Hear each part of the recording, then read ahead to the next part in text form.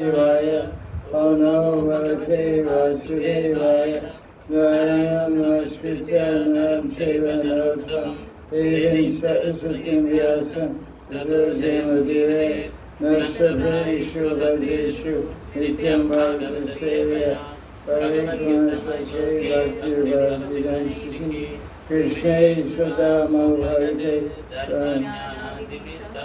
Kalonasya Vishamesha Puranakadanavita Sarvedanta Sarami Shiva Vijameshite Taru Samritvachutasya Nanyacharya Pratijate Krishna Surya Bhagavata Vivu Sarvashraya Pratishoke Pratyakshaya Nanarthakaya Premamaya Bhagavata Krishna Sriyanga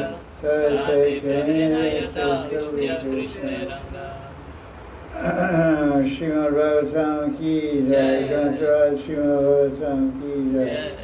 It is Saturday Bhagavatam class, July 5th, 2025. We're on the fourth Canto of Bhagavatam, 26th chapter, where Narayana is teaching a king in Satyuga. I think he's teaching an allegory, a story about a king and a queen.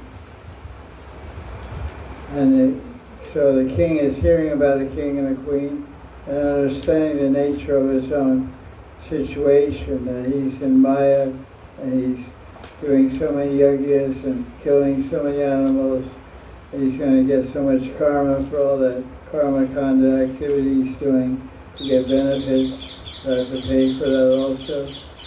So in the story, the queen represents intelligence. So intelligence can be used to realize God or to stay in material samsara. So in chapter 26, Narayana continues the story of a fictional king named King Branjana. King Branjana is representing a factual descendant of Maharaj Prithu, who is named King Prachina Barishat.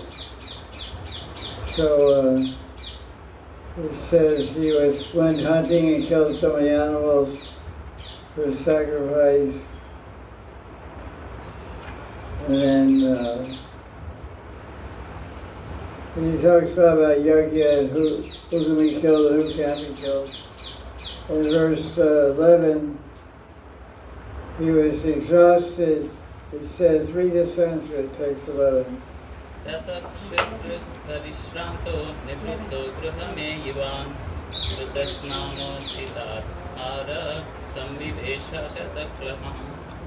Says, exhausted from hunger and thirst, the king stopped hunting and went home.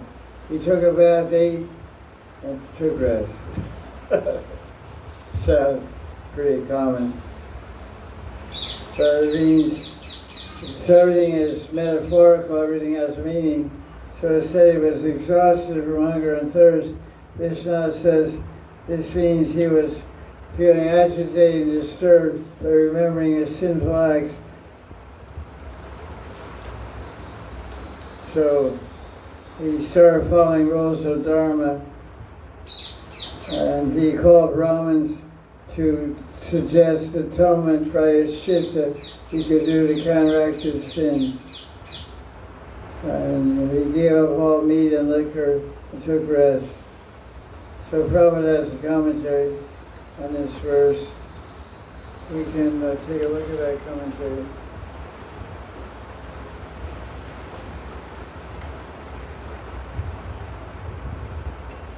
Prabhupada really likes to expose the materialistic people. He's very good at that. He's really expert. Yeah, thank you.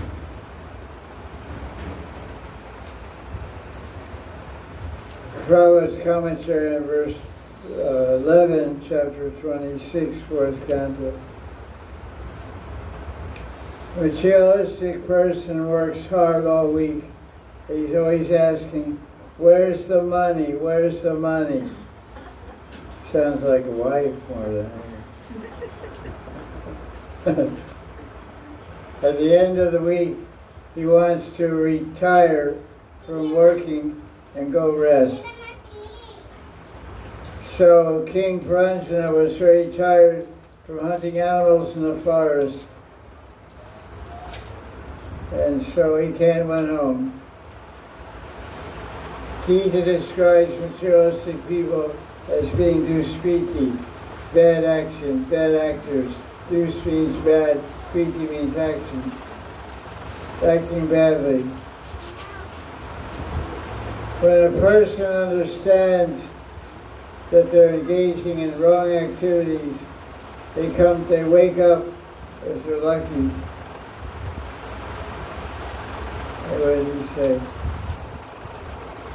Generally, materialistic people are full of lust and greed. But when one comes to his senses or her senses, they should retire and take on spiritual life. King Pranjana's coming home, taking a bath and eating represents accepting a guru and hearing about values of life.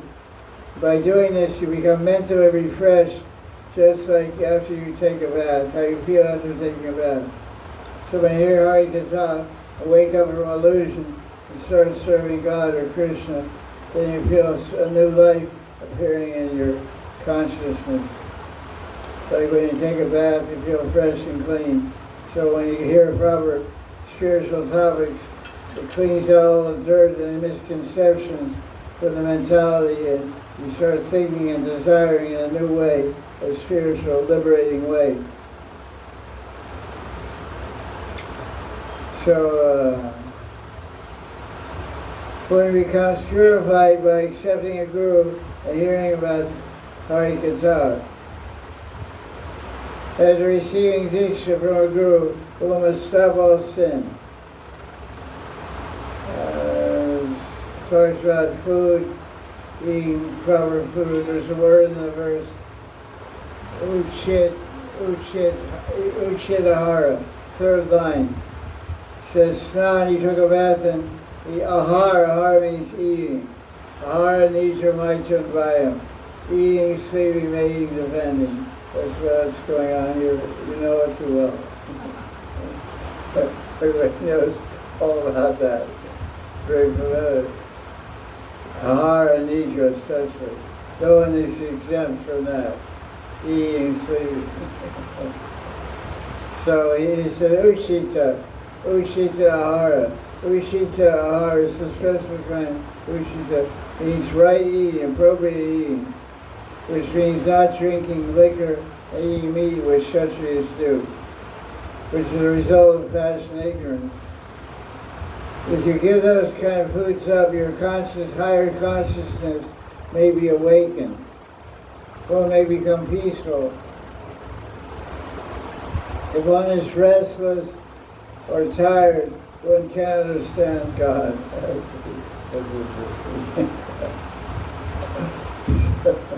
So don't sleep as long as Okay. The fans make a lot of noise. They go a little slower. Ladies on 5. Audience is overheated. It's really like airplanes and World War II fighter plane. To go with my green dad. So verse number 12. What's going on there? He worshipped himself. That's nice. So he's got to do it.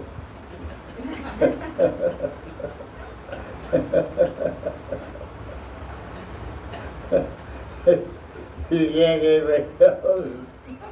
You worship yourself. He worshipped himself with incense, flower, garland, ointments. When he got all, dressed up, he remembered his queen.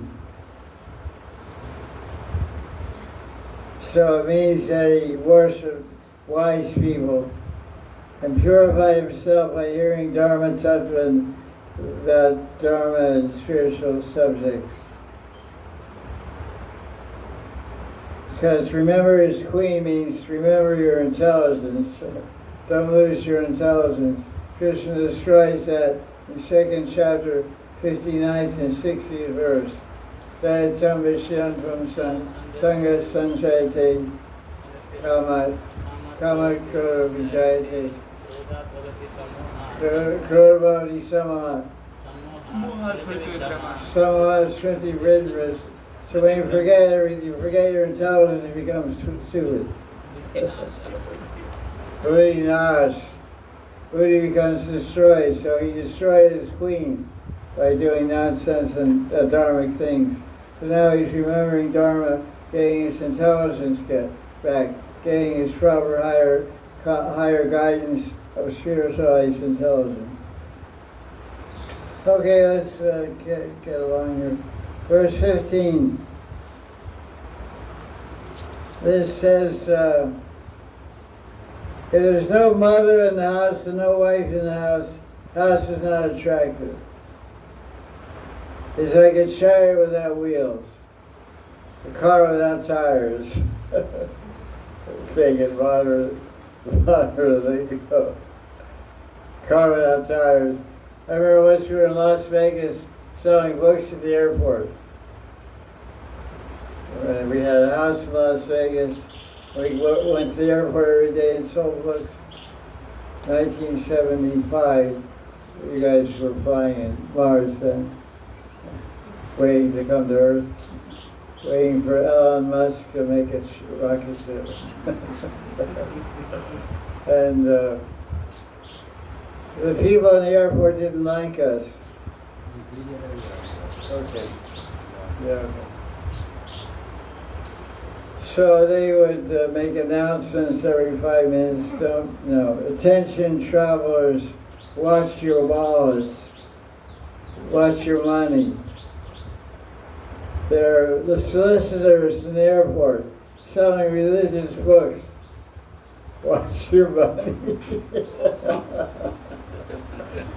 So they watched their money come out of their wallets and go into art. And we would stop people and say, "Did you hear the announcement?"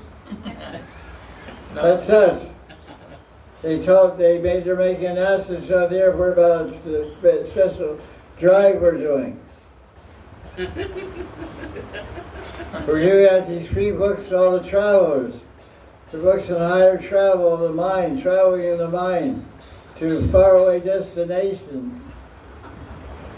These are like mental traveling, where your body's traveling now from Los Angeles to Las Vegas to gamble.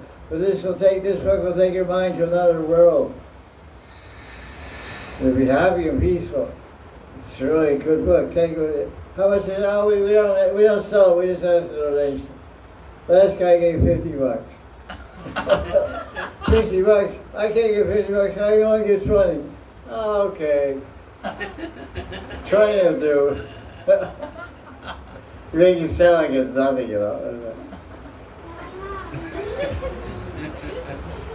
There's a technique, psychology.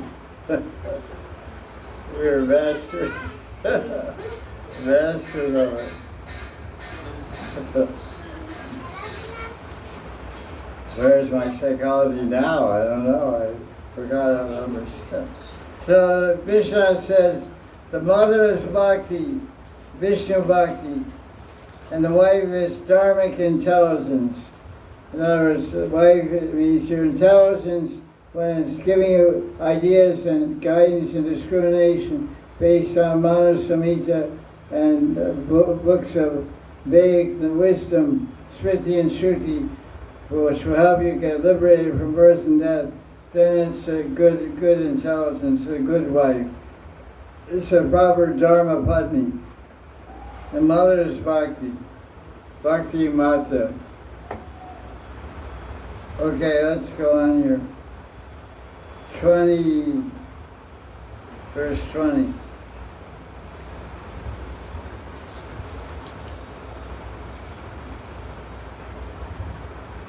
So he says pacified his queen, and she saw that she wasn't angry.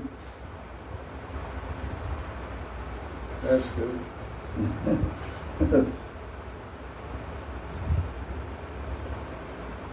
He said, gradually, verse 20, the hero appeased his intelligence as queen by touching her feet, and he sat the queen on his lap, and he spoke. So the queen is booty, intelligence. And he said, from today on, I will not use my intelligence to act sinfully, because intelligence can be used to act piously, religiously, or intelligence can be used to act sinfully. There's a very popular show on the internet called First Responders. It's about crime. I like it because it challenges my intelligence. Who did it? It's like a crime novel. Who did it? So I look at it when I'm, somebody killed somebody. So people are using their intelligence to do wrong things. But people should use their intelligence to right things and realize God. That's the idea. What Narada Muni is telling him with this story. So Prabhupada gives a commentary. Vishnu says, I'm not going to use, from today on, so all of us sometimes, our intelligence is very clever. Because our intelligence is oftentimes overruling our mind and senses. Like if 1 o'clock goes over 4 o'clock, and our intelligence is very clever. Press the snooze button. So that's not a good idea. Intelligence has to control the mind and sense. The mind and senses are always going to Tamagun. Oh, basically. Mind and senses are always going down to Tamagun, and intelligence is supposed to pull it up to Sattvagun. That's the idea of intelligence. Discriminating between going down and going up. So Prabhupada comments on this verse in his Bhagavatam, verse number 20. Touching, so what he says is,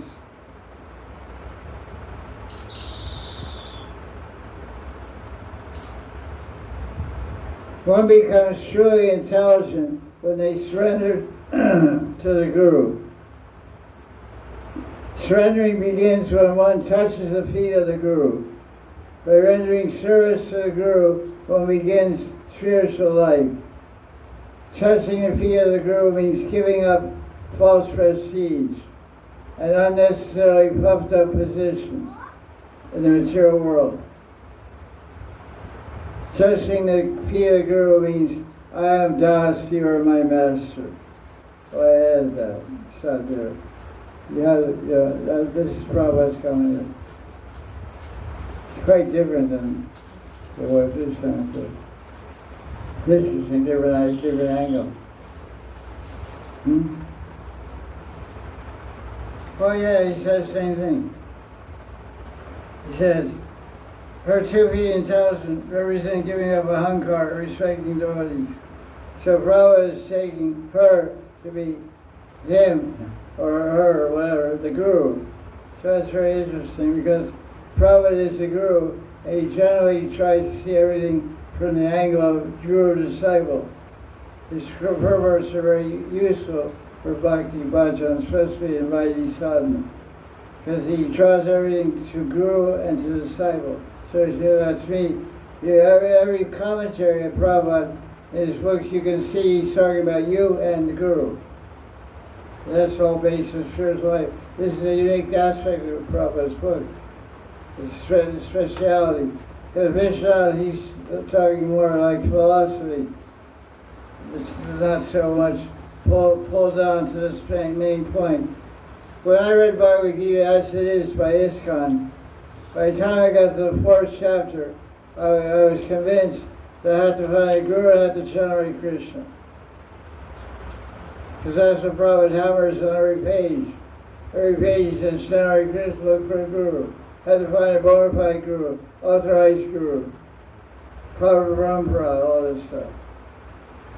It's amazing. Every commentary, every part of the Bhagavatam is about Guru and disciple. If you look at it, think of that when you read Prabhupada's books. You'll see that principle appear to you. Well, I'll finish.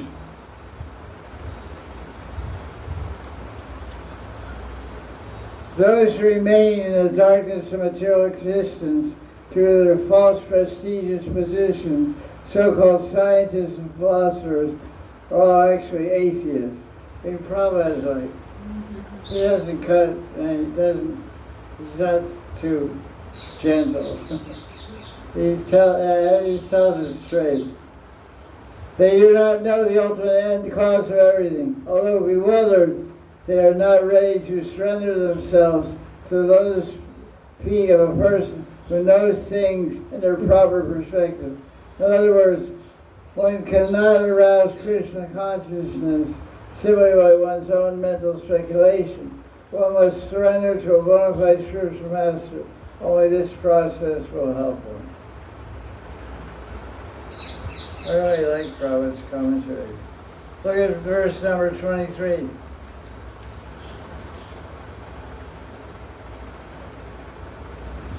This story is really amazing. You just read the story and wonder whether it's a love novel or something. You don't have the commentaries. If you don't know it's an allegory. Oh, beautiful woman, show your face of beautiful teeth, eyebrows, and nose, with sweet words and languid, bright, smiling glances, indicating attachment and shyness, decorated with black, curly locks, black locks like a swarm of bees. In other words, he's asking his intelligence to be kind. May my intelligence become favorable and steady. Let's see what Prabhupada says about this one. This takes 20, what is it? 23. 23.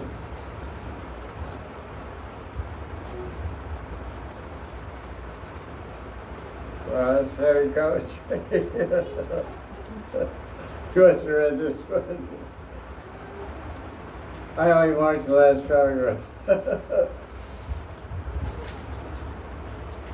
Wow, it tells the commentary of Prabhupada in verse 23 has the story of liquid beauty. You know the story of liquid beauty? Okay, so I won't tell you again. You know the story?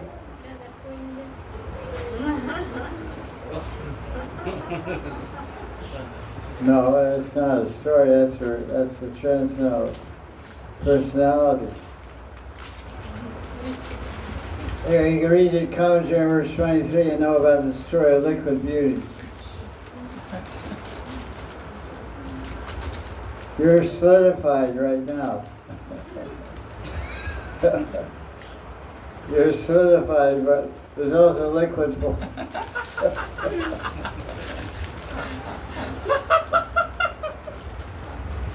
Stored it in there. Yeah, that's my allegory. So I'll read the first part of this last part. I'll read. Prabhupada said, King Paranjana begged his queen to return to her original beauty. He tried to revive her, just as the living entity tries to revive the original consciousness, Krishna consciousness, which is very beautiful. All the beautiful features of the queen could be compared to the beautiful features of Krishna consciousness. When we return to Krishna consciousness, one becomes steady and their life becomes successful. So that's the end of chapter 26. So basically, he got back his brains.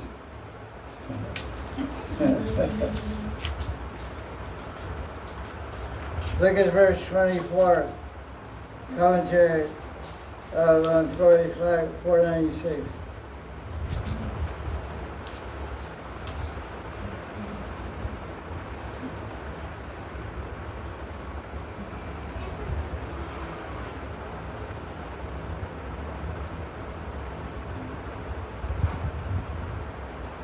If an obstacle has arisen in my consciousness from the anger of a Brahmin or offense to a Vaishnava, that is difficult to remove. Except for offenses to Brahmins and Vaishnavas, I can do atonement. The only relief from Vaishnava aparad and offending Brahmins is their mercy and nothing else. So that's important. You have to be careful about offending Brahmins and Vaishnavas, because Vrindavan is full of both of those. We're living in a kingdom of Brahmins. Everybody's a Brahmin or a Vaishnava here, or both. So you get 2 in 1. You offend a Vaishnava Brahmin, you get 2 aparads in 1. 2 for the price of 1. Look at commentary, verse 25.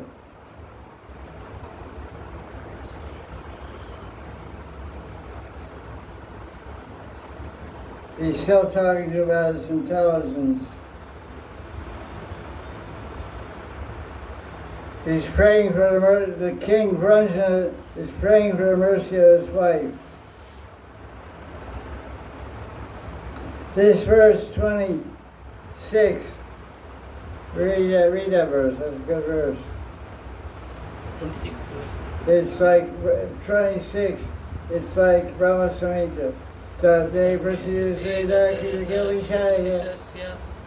Svairam gatasya mrigayam vyasanaturasya kadegaram vashagatam kusumastra vega visrista paumshnam ushati na bhajeta kritye. Thank you. My dear Queen, due to my sinful desires, I went to the forest to hunt without asking you. Therefore, I must admit I offended you. So Prabhupada makes a comment. An intelligent person thinks 100 times before they do something. So this king, Pranjana, is saying, I went to the forest and went hunting. I didn't think about it intelligently, well, that was a good thing to do, or how much I should hunt, or should I hunt at all, or is there a necessity do I even have to go to the forest? I didn't actually discriminate by using deep thought and intelligence. I just had a random thought run through my mind, and I can accept that random thought or I can reject it. It's called sankalpa vikalpa.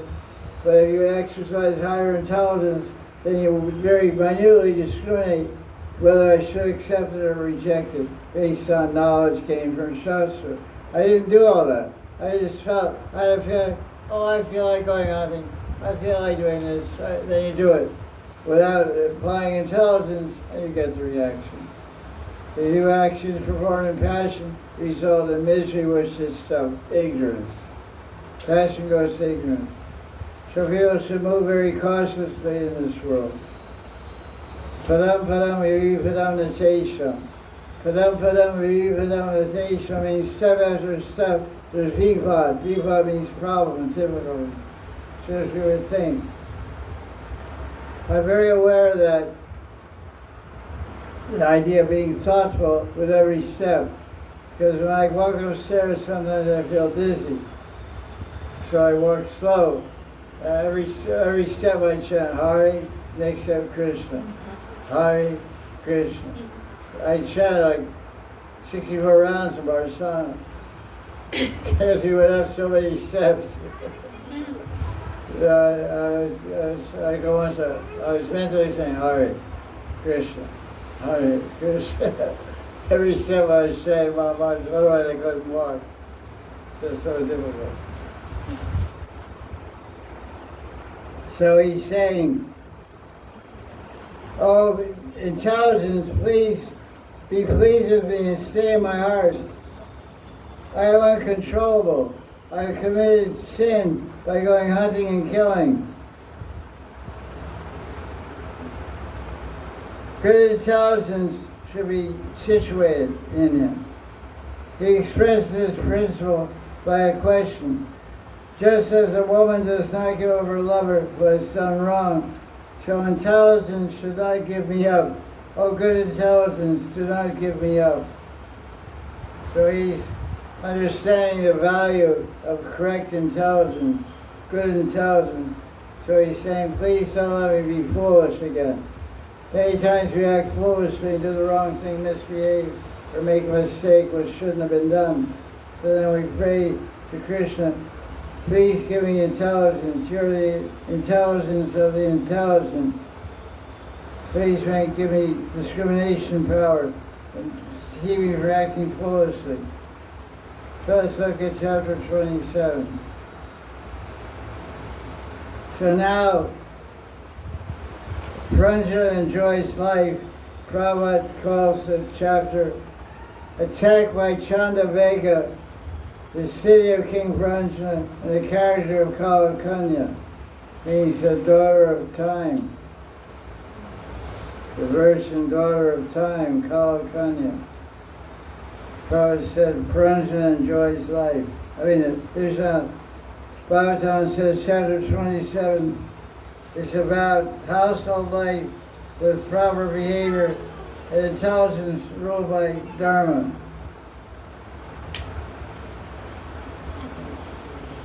When one gives up sinful life, the jiva can become attached to dharmic intelligence. Look at text 4.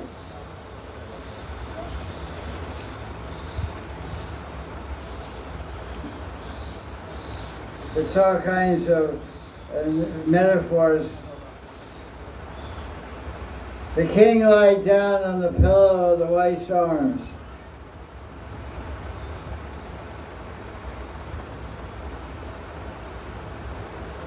He gave generous and charity. He was under illusion. He thought giving charity was the goal of life because he was in ignorance. There's a lot of people like that in the world.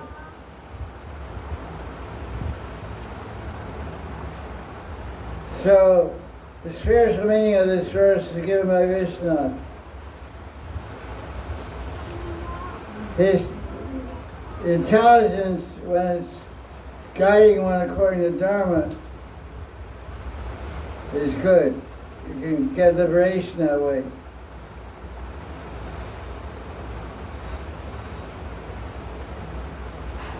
He became engrossed in mundane dharma and thought of doing charity.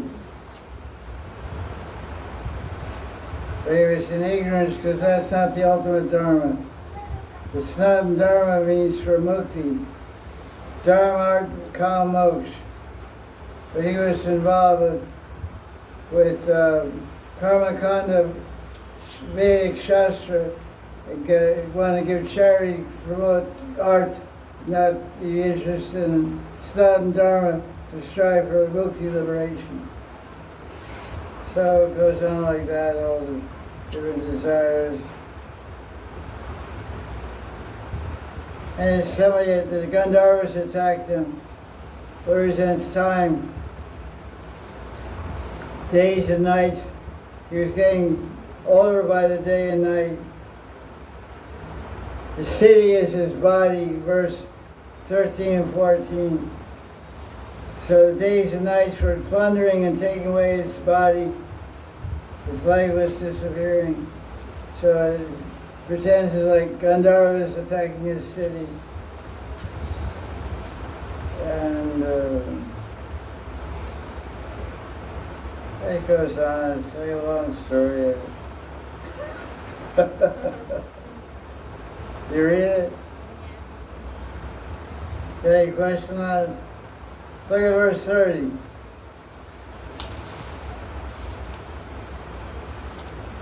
So he's getting sick now. Verse 30. Prachara means fire. So he's burning up, his city's burning up, his body's burning up. Then Vishnu said, I have said, enjoy invisibly people made of karma. Since devotees are not made of karma, they do not become your husband. I am your husband among all people, since they have fear. Narada Muni's words are made true. So let's see what Prabhupada says about this. was interesting what he said.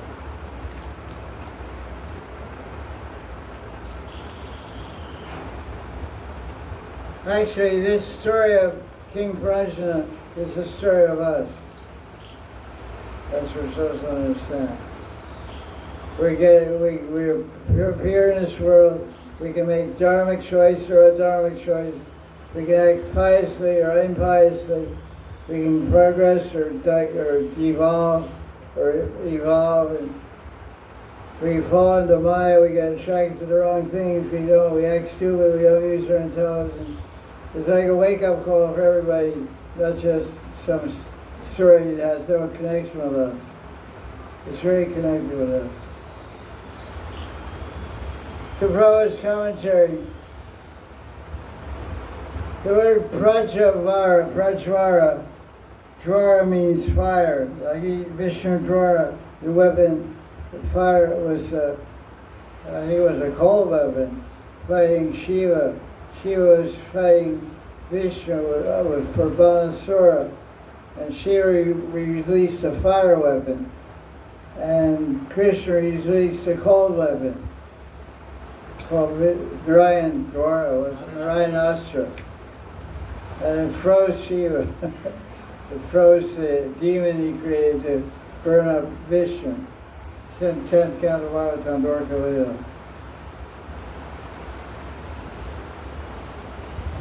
So Vishnu Dwara is a fire. It means a fever sent by Vishnu. Because that's a fever when you get old, about to die, your body becomes 107 degrees Fahrenheit, then you burn up and die. So he says, thus the king of the Maleshas and Yavanas requested the daughter of time, Kalakanya, to become his sister. There is no need to ask her to become his wife, because the Yavanas and Maleshas don't make any distinction as far as sex life is concerned. So one may be sister, mother, daughter, whom will still enjoy intimately. Yavana's brother was Prajvara, and Kalakanya was invalidity itself. So combined and strengthened by the soldiers of Yavanaraj, namely non-hygienic conditions, illicit sex, and the high fever, temperature, and death, they will be able to smash the materialistic way of life. And this connection is significant that Narada Muni was immune to the attack of Jara or invalidity. And similarly, Jara or destructive force cannot attack any follower of Narada Muni or a pure Vaishnava. That's really more. Pure Vaishnava just dies. He just says Hari Baba, just right around here. Just close his eyes. Goes. Like Gurudev does his body, his tongue was like this. It's very rare. There's pictures of him also. So I showed the Radha on the Jyoti sheet. He said even at the last minute he wanted to speak so Hari Katha. He was relishing the sweetness right up. It was very unusual. If you ever see him die, he's like,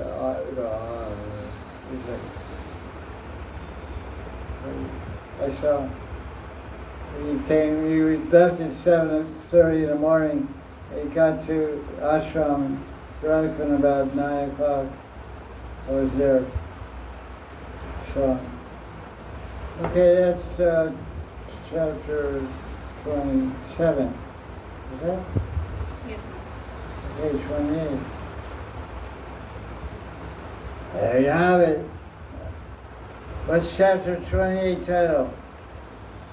Ranjana leaves his body. What chapter title does Prabhupada give it?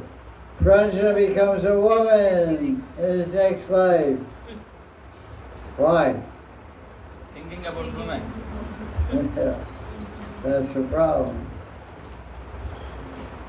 It's okay when you don't want to, it's okay to marry. You can't help it. They will let you forget it.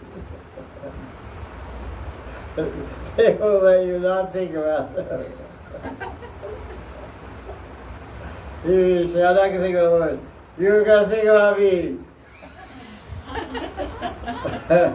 Okay, I'll think about it.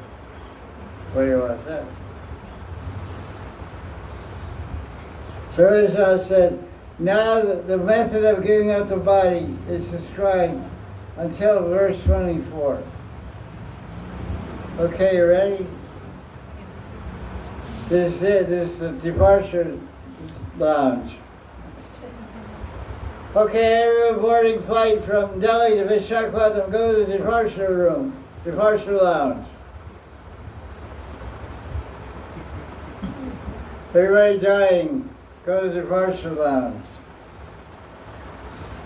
So now it describes death. It's very exact. Eyes don't work, ears don't work, can't hear, can't speak, can't see, can't think.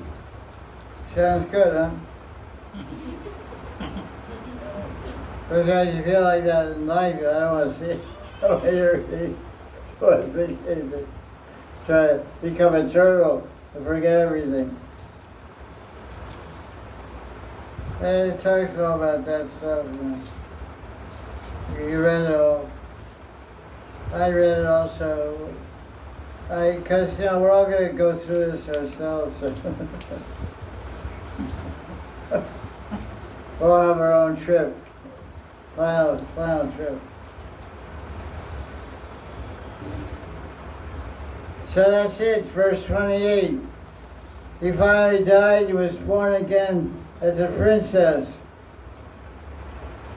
to the great King Vidarbha. What's Vidarbha's princess's name? Rumini. Rumini is the daughter of Vidarbha. She's also known as Vidarbhi. But this doesn't say that. Maharaj. Maharaj is described in Bhakti-Rasmi Sindhu also. He's a great donor. He's called a Danavir or something like that. He's representative of Danavir, one of those type of charitable persons. Do you know the story of Maharaj? It's in Puranas. He's a very famous king of Indian history. Maharaj. Puranic history. He had I forget something about a guy. Somehow he was volunteered to have his body cut in half. Some sage did something. His wife died, and then the sage, you have to look it up, I forget. Look at the story of Maharaj.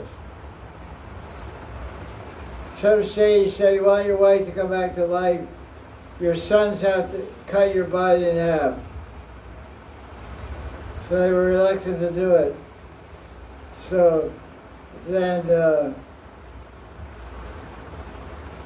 son said, so then the father said, it's okay, cut my body, I'll sacrifice my body for Dharma, because your mother should live, because your children. The mother should live, take care of the children. That's the highest Dharma. So I'll sacrifice my life for Dharma. He's an example, he's called Dharmavir. Dharmavir. He showed strength of character and Dharma. He said, I'll sacrifice my life to bring my wife back to life. So he ordered his son, chop me in half. He said, I can't do it. He said, do it. So then the son was very clever. So the son asked Rishi, I'll cut my father in half, you give me a blessing. So Rishi said, okay, I'll give you a blessing. So the son said, after I cut my father in half, make her come back to life again. So then the son cut him in half. You heard the story? It's a famous story. You find it?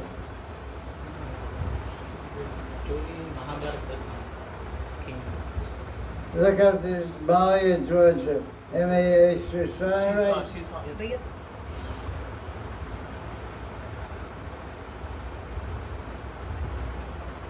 But I'm not good at all these stories, like something like that. I can't hear my own version of it. Wikipedia, branch of one back. Top link. It doesn't say anything. AI doesn't say anything about it. It says Gurudev, but it is in Mahabharata. He is one of the kings during Krishna's period. But what's the story? It appears in Mahabharata. His father is Kulashekar Pandya. No, but I mean, what's the story of sacrificing his body and his neck? So he is equal to Bhishma and Drona, and then he decided to destroy the Dwarka, something like that. I don't know. Something is there in Wikipedia. Go down, keep searching. Keep searching and see what you come up with. Keep reading about it. Yes. They mention you. Of course, anyway. So, look at verse 29. But here it's like, you know, he's just been giving an example as the best devotee.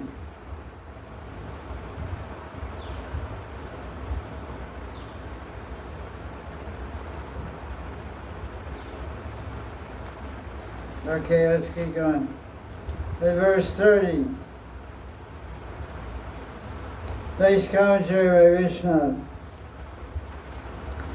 By the mercy of a guru, a jiva develops a taste. Develops a taste for serving Krishna. What's that called? Ruchi. Seva Vasana.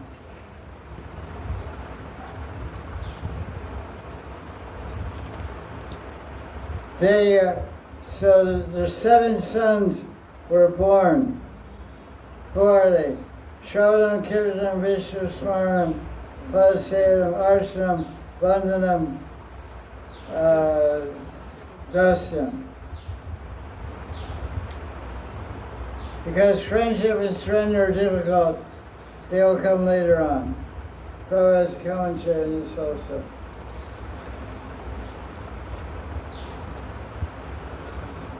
King Prabhupada.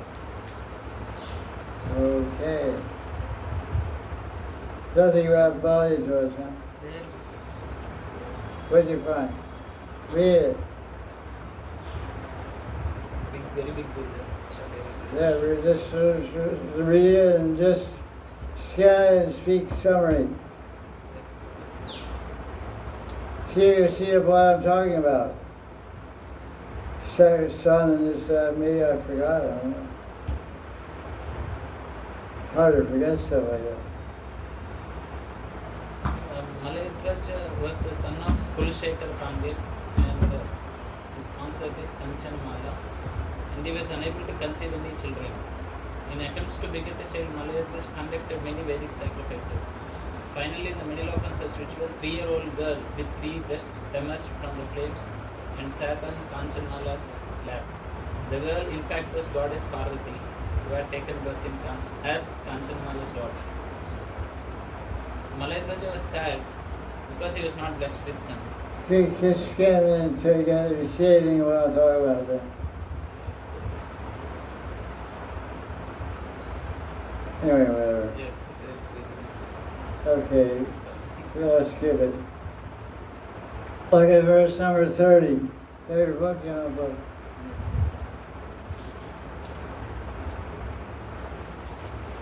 Everybody has a book with you. Do you have a book? Huh? She forgot.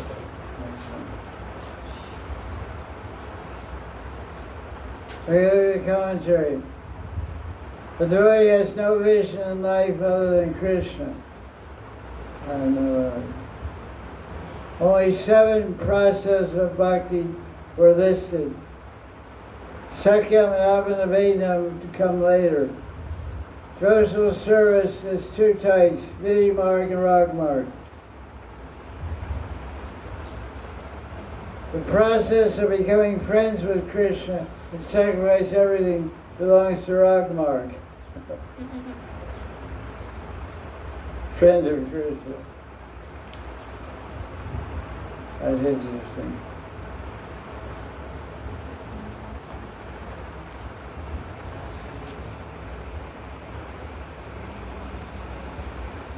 Generally, great acharyas preach bhakti all over the world, belong to the category of Sakyam and Advaita. A neophyte devotee cannot actually become a preacher. That's what, this is Prabhupada's own books. The guy comes today, joins ISKCON, tomorrow he's on the street selling books, preaching, and making life members. He doesn't know a damn thing. It's crazy. A neophyte cannot become a preacher. Neophyte is advised to perform bhakti. If one can successfully execute the items of bhakti, one can be situated in Sakyavatana platform, become qualified to preach. In other words, you have to become a strenuous soul, have to have Krishna as your friend, and have a friendly mood towards everyone else also. Interesting. Okay, let's go on here. Okay, this guy married that guy, this now. Verse 34.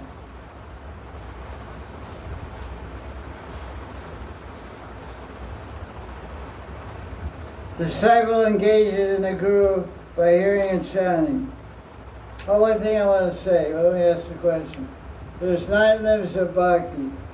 Do they apply only to Krishna, or do they also apply to Guru? They also apply to Guru. Where is it told? Bhakti Sandarbha. Bhakti Sandarbha. Okay. So you can also Sakyam Advaita, also have friendship with the Guru, and be a servant of the Guru, and surrender everything to the Guru. Hear about the Guru, worship the Guru, touch the Guru's feet, offer prayers to the Guru, do puja to the Guru, all that's all same as Krishna. The disciple engages in saving of the Guru by hearing and chanting. In order to attain easily the goal of all goals, one should serve Guru. This is the teaching of verse number 34. The Vedas say that Guru Seva is the highest. I'm kind of beating the drum here.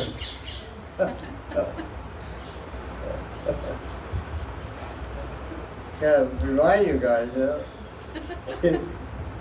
keep you guys in shape. Keep digging those ditches. Keep chopping those woods. Keep my yogis going. Swaha. Okay, so verse number 34. Prabhupada's commentary. This is very interesting.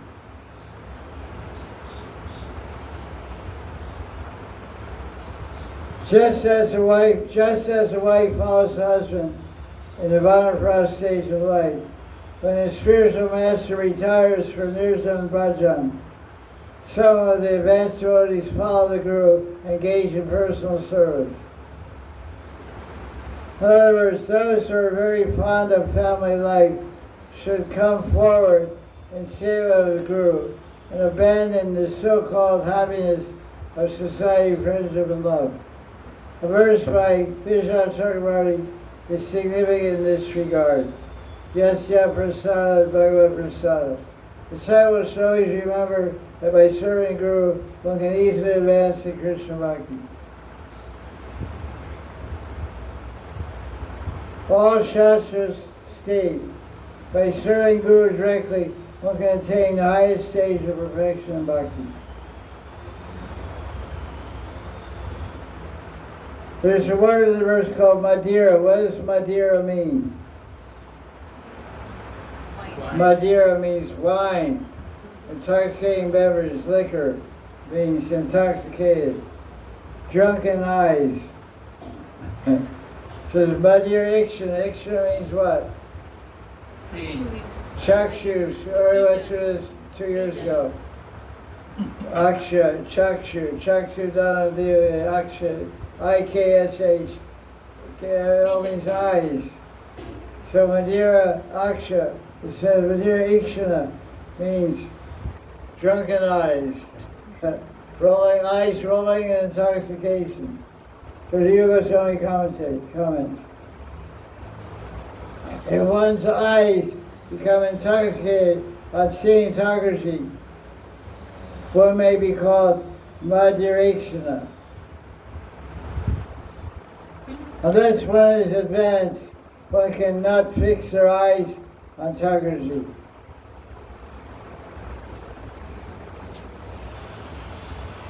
I remember in Bombay, I was there for a couple of days. I told this before. People run on the beach in Jew. We can take a 5-minute break from the beach to go in ISKCON. 5 minutes from the beach. So they run on the beach, take off their shoes, and run through the temple, run across the altar. They don't break up their stride. They keep the same. They go, they just turn ahead. 10 seconds they go through all 3 altars.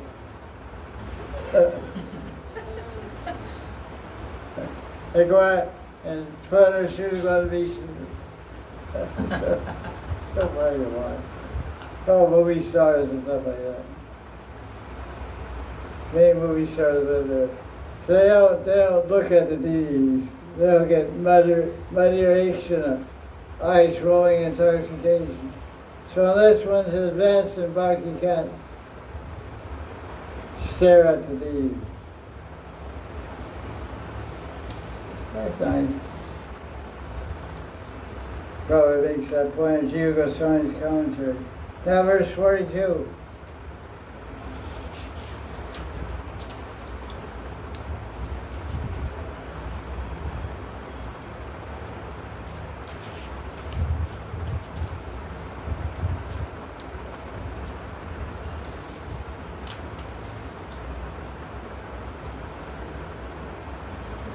O King, by Sakshat Darshan of Krishna, one will lose all suffering.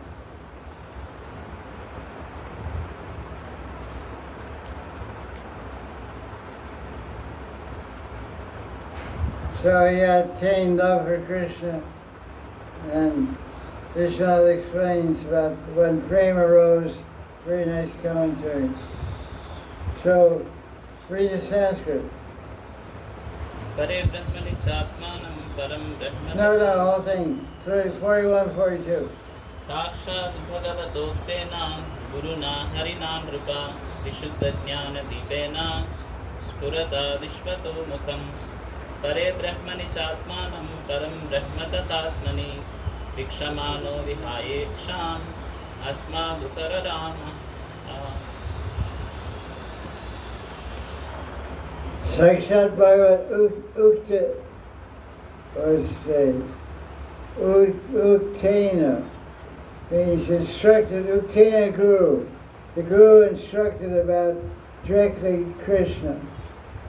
And the disciple became illuminated, Dipena, with the light of transcendental knowledge, wisdom, Vishuddha again.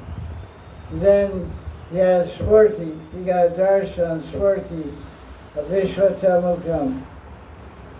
He had saw the face of Krishna. Prabhupada's verse is very nice. He said, Krishna speaks directly to a devotee who has purified by doing Krishna Bhakti. This is confirmed in the Gita, 10th chapter, 10th verse. Tesham Sarvayutanam Jatam Vidipurvakam Tatami Buddhi Yogam Tam Yenam. Krishna is in everyone's heart. He acts as a guru inside. Gives instruction to advanced devotees. When one is serious and sincere, Krishna from within gives a person direction to approach the Guru. When one is trained by the Guru in regular principle of bhakti, one becomes situated on a platform of rag bhakti. And then the Lord gives instruction from within. This is the advantage obtained by a liberated soul. So Bhagavad was directly in touch with Krishna, getting directions from his heart. That's a good idea. So Krishna is guiding the liberated soul.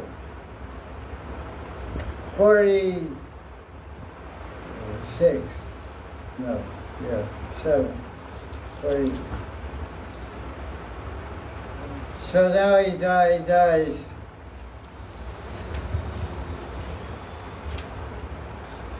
"47.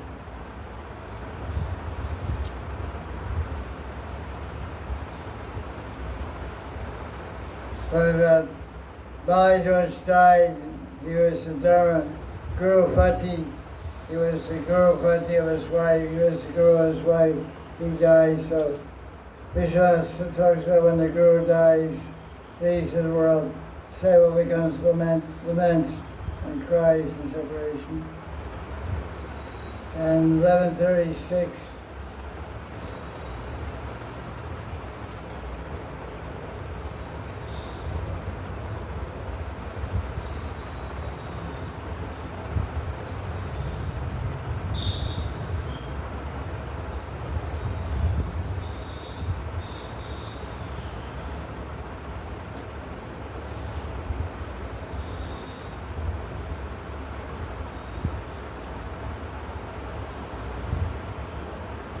Okay, verse 50. She burned up her husband, cremation.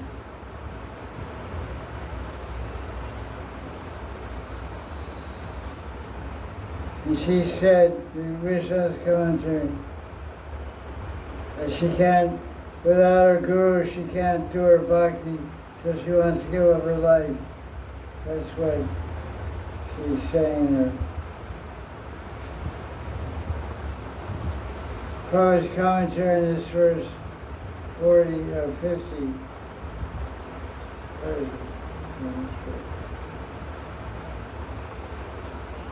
This is the end of the Between Friends story right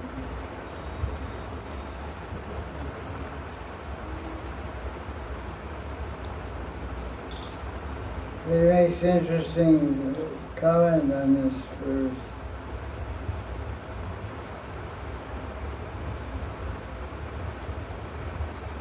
A devoted disciple of the Guru would rather die with the Guru than fail to execute the order, the mission of the Guru.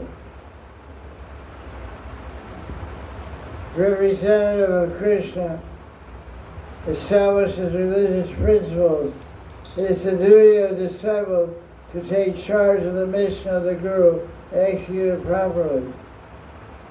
So we see that Prabhupada's disciples, he left in 77, but they're very nicely taking his mission and expanding it all over the world, doing a great job. So the disciples should take charge of the mission of the Guru. Otherwise, the disciples should decide to die along with the Guru. That's really amazing idea. In other words, to execute the will of the Guru, the disciples should be prepared to lay down one's life and abandon all personal consideration.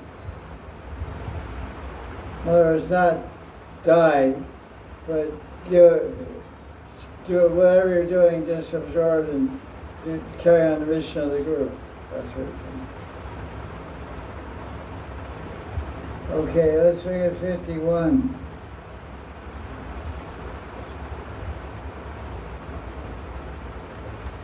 If one this is similar to separation from Guru.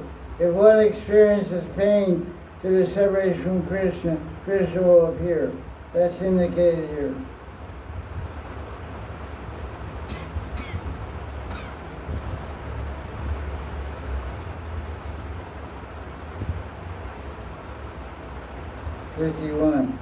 Prabhupada's commentary.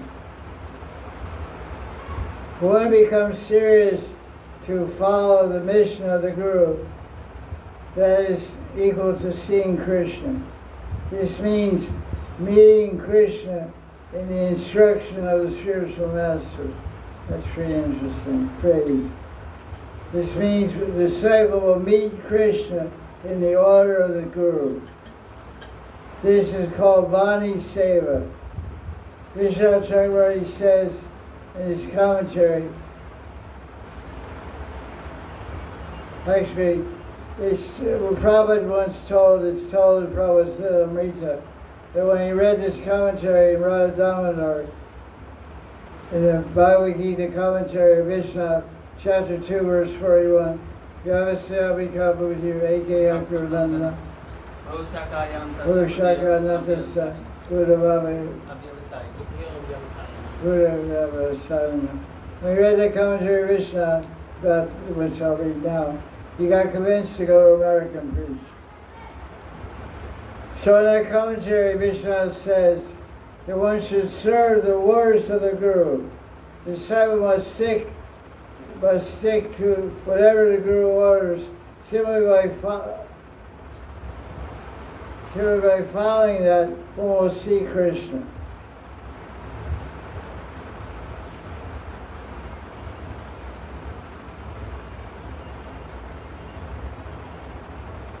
If one sticks to the principles not stated by the Guru, one is in the association with Krishna. Since Krishna is in the heart, Krishna can advise the sincere disciple from within. In conclusion, the disciple is very serious to execute the mission of the Guru, Vani or Vapu. This is the only secret of success in seeing Krishna. That's funny. He said, instead of being eager to see Krishna in some bush in Vrindavan,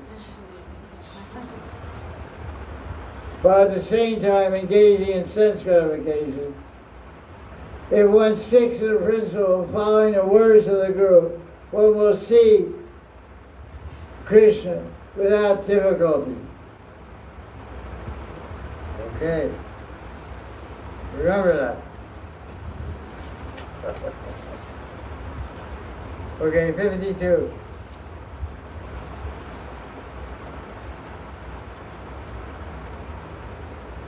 So some Brahmin came and saw the burned up king and saw the queen dying and crying and everything.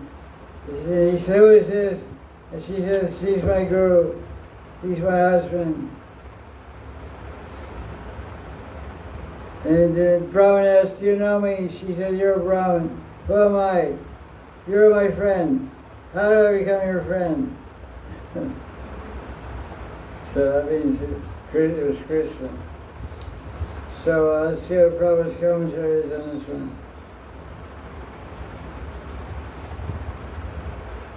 So Prabhupada's translation of 52.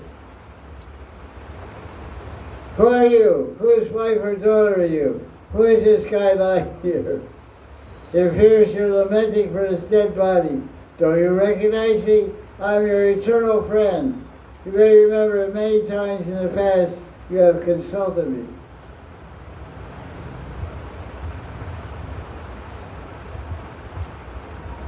Consultation with the super soul in everyone's heart is possible only when one is completely free from the contamination of material attachment.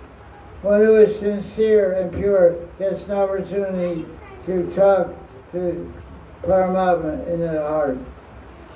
Paramatma is always a Chaitya Guru, spiritual master within. And Paramatma comes externally as the Diksha Guru. Lord can reside, Krishna can reside in the heart, and Krishna can also come in front of a person to give instruction. This is the Guru. It's not different from the Super Soul, residing in the heart. The pure soul can meet the Paramatma face to face. One can take instruction from Super Soul directly. That's very true. This is the duty of pure devotee, to see the bona fide Guru and consult with the Super Soul within the heart.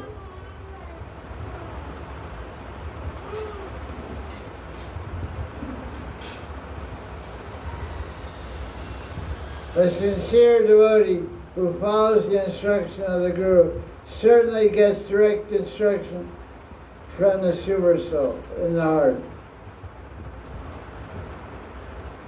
Thus, a sincere devotee is always helped directly or indirectly by the Guru and the Supersoul. Supersoul is eternally the friend of the living entity, always with you. Supersoul has always been ready to help you, even before the creation of the material world.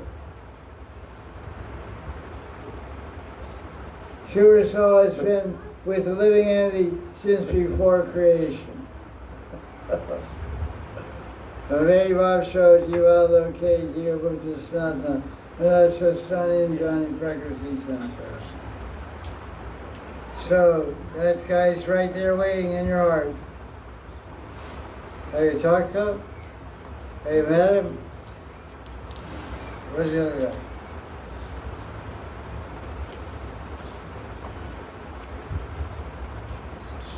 Look at verse 60. That Brahmin is enlightening the queen, said, "You're not the daughter of King Vidarbha. This hero is not your husband. You're not the husband of Pranjani, who kept you in the city of 9 gates. You're not the daughter of any common person. You're Chit Shakti Jiva. You belong to me. I am your friend. I have become your guru and I have taught you devotion to me.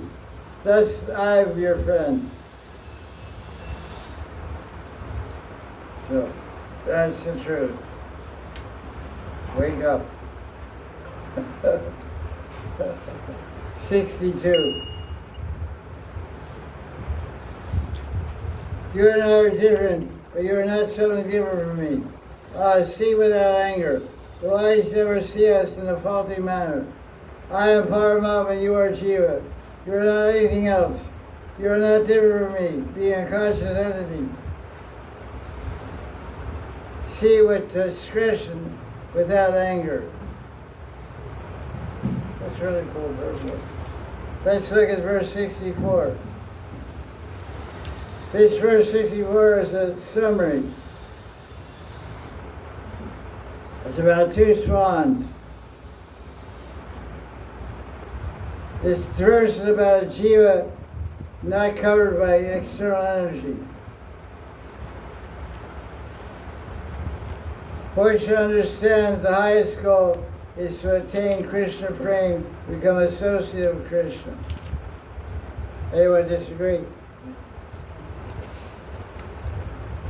You see that? Page 541, verse 64. There's a conclusion of the whole deal. Prabhupada's commentary.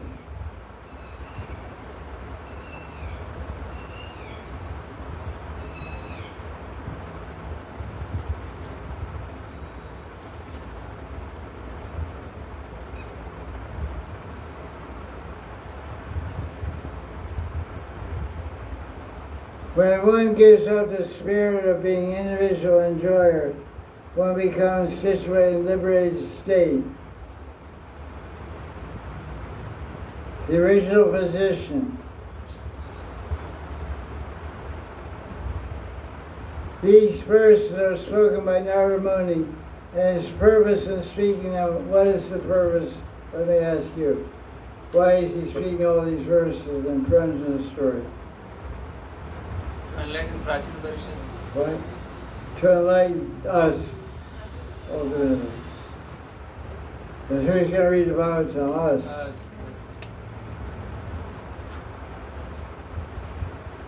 Prabhupada says the purpose of Narada Muni speaking all these verses is to revive our Krishna consciousness. While a living entity and super soul are one in quality, the individual soul has to follow the instructions of the super soul. This is liberation. Let's look at verse 65.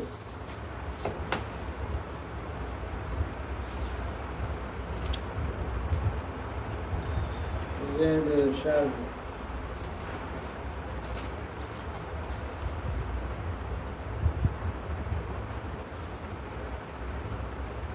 verse 65. Narada says, O king, through this allegory I have given you spiritual instruction. Because Krishna is very fond of indirect expression. Proksha Priya Deva. Priya means fond of, dear, fond. Proksha means indirect. It's not simply a story, it's spiritual instruction.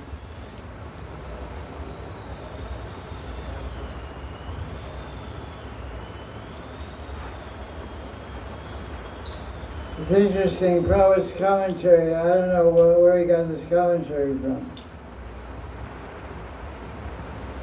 I'm going to read it to you and see what you can learn from it. Prabhupada took a whole commentary, it must be from somewhere, I don't know where. From himself, probably from Jiva Goswami, because it reminds you of his analytical approach.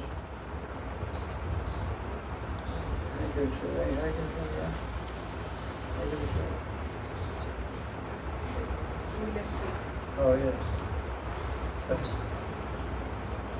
Say, where's my glasses? You know, the glass on your nose. Prabhupada's commentary on verse 65. There are many stories like this in Puranas for self-realization. They're Proksha Priya Ivahi Deva. These stories actually refer to real facts. They have a transcendental purpose. One should be interested in the purport and meaning of the story. Actually, the path of Bhakti Yoga means to hear about the Leelas of Krishna.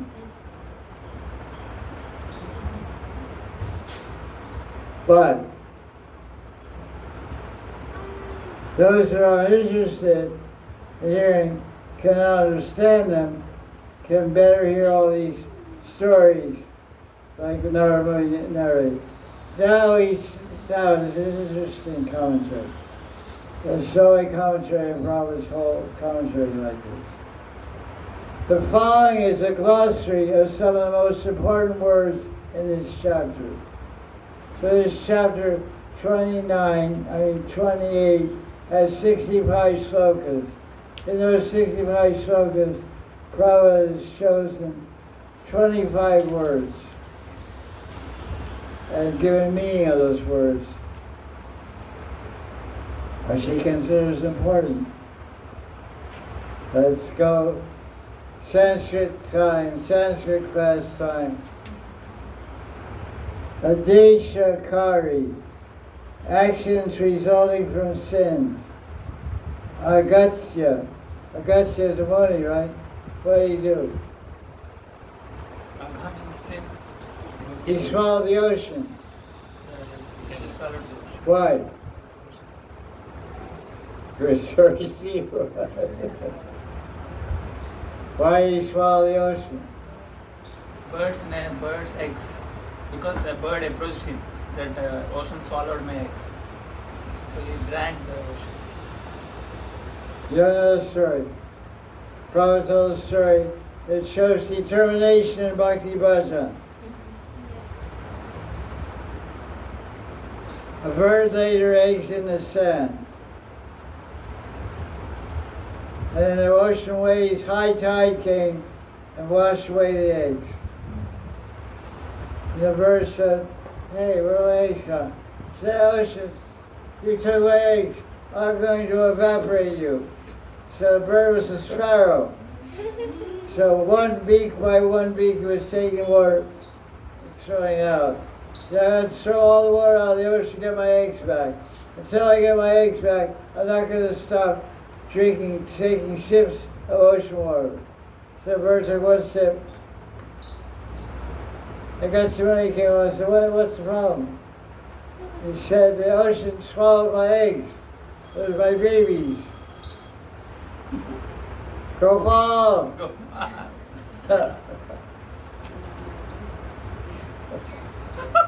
You're a dictator. That's to carry out the proper. In case somebody annihilates them, the proper will go on.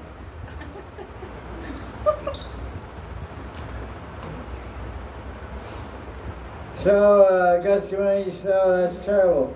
So Gotsamuni said, listen, Surya, give back the eggs to this bird, otherwise I'll drink you up. So Ocean did listen. So he drank Ocean, got the eggs back. So Gutsya means the mind. It's in this book, it's in the Gutsya. It's an allegory. So Gutsya means the mind, because the mind can swallow itself. Just like Gutsya swallow the ocean. Ocean is full, our mind is like an ocean of ideas. An ocean of Maya. Baba Sindhu. Where is the Baba Sindhu? In the mind. In the mind. So Gutsya. Now Amatya. What does Amatya mean? Amartya. Yeah. Matya.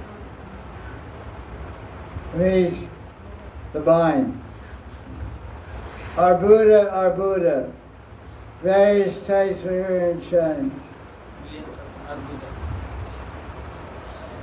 Anyway, you can read it yourself. That was too great. It's amazing river.